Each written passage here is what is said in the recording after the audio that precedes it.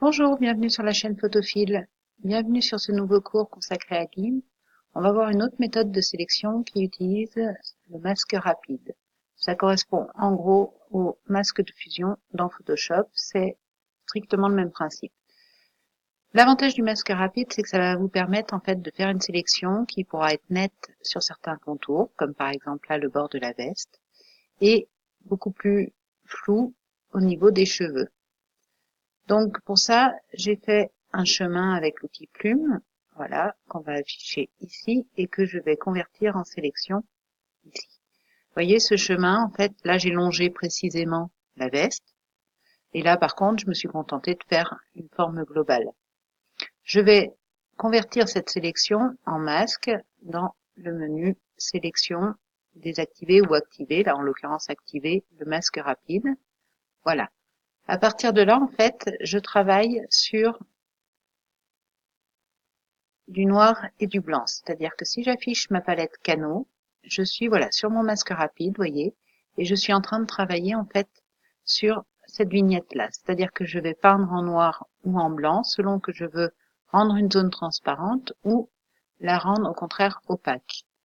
Donc je vais utiliser l'outil pinceau. Ici, la brosse, je vais choisir une taille un peu plus importante. Voilà, même encore plus.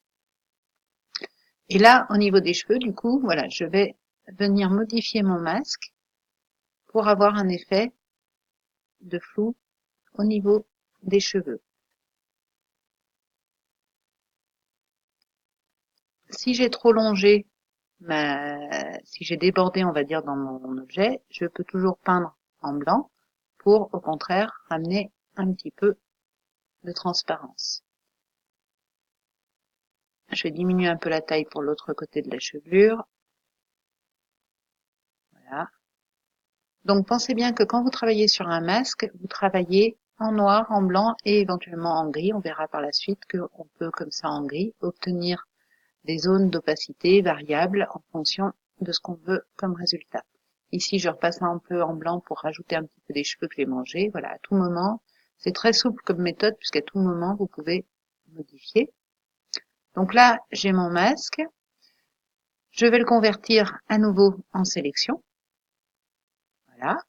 Et avant de le copier sur une autre image, pensez bien à réactiver les couches classiques de votre image, parce que sinon, vous allez copier en fait du blanc, c'est-à-dire la partie intérieure de votre sélection. Donc là, j'ai recliqué, vous voyez, sur les canaux ici pour réactiver mon image. Je copie ma sélection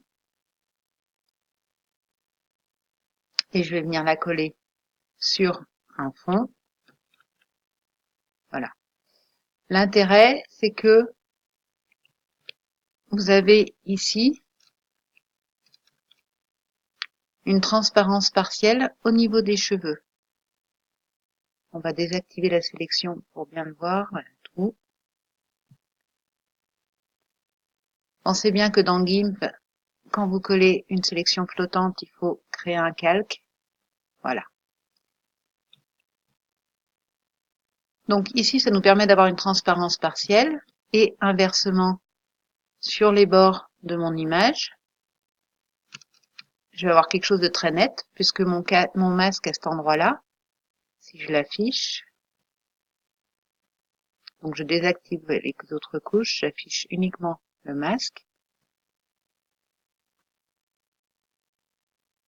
Voilà, on voit sur le masque, voyez, ici, j'ai un effet de flou parce que j'ai travaillé au pinceau sur le masque. Ici, comme j'ai utilisé la plume, j'ai au contraire un contour très net. Donc ça, c'est le premier intérêt du masque rapide, c'est d'avoir une sélection qui soit différente selon les zones et qui vous permette d'avoir des zones très tranchées et au contraire pour tout ce qui est cheveux, poils, des zones avec un effet d'opacité, de transparence partielle parce que vous avez utilisé en fait un outil pinceau qui vous donne quelque chose de flottant, entre guillemets. Voilà, j'espère que ce cours vous aura plu. On verra un autre cours sur le masque rapide de GIMP, justement pour voir les effets qu'on peut faire en travaillant avec non seulement du blanc et du noir, mais aussi avec des valeurs de gris pour obtenir des opacités différentes. Pensez à vous abonner à la chaîne pour être prévenu des mises en ligne des prochaines vidéos Et n'hésitez pas à mettre vos commentaires et vos souhaits dans la zone commentaires de YouTube. À très bientôt sur la chaîne YouTube de Photophile.